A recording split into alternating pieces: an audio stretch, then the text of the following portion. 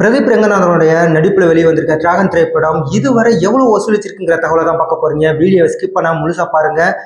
பிரதீப் ரங்கநாதனோட நடிப்பில் ஏஜிஎஸ் நிறுவனம் தயாரித்த இந்த திரைப்படத்தை அஸ்வத் மாரிமுத்து இயக்கியிருந்தாரு. இந்த படம் பெரிய அளவில் பாசிட்டிவான ரிவ்யூஸை கொடுத்துருந்துச்சு. படத்தில் அனுபவா பரமேஸ்வரன், கயாடு லோகர் இவங்கெல்லாம் படத்தில் நடிச்சிருந்தாங்க.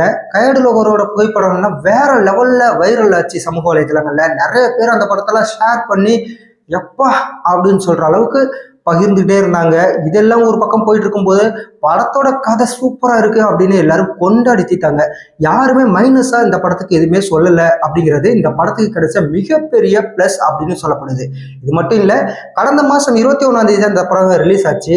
ஆனா 10 நாட்கள்லயே உலக அளவுல இந்த திரைப்படம் 100 கோடி ரூபாயை வசூலிச்சு மிகப்பெரிய அளவுல இந்திய சினிமா எல்லாத்தையுமே திரும்பி பார்க்குற அளவுக்கு இந்த படம் வெற்றியை கொடுத்துச்சு. சரி, 10 நாட்கள்ல 100 கோடி ரூபாய் உலக அளவுல வந்துச்சு. இப்ப எவ்வளவு வந்திருக்கு அப்படின்னு கேக்குறீங்களா? இதுவரை இந்த திரைப்படம் 142 கோடி ரூபாயை வசூலிச்சிருக்கிறதா சொல்லப்படுது.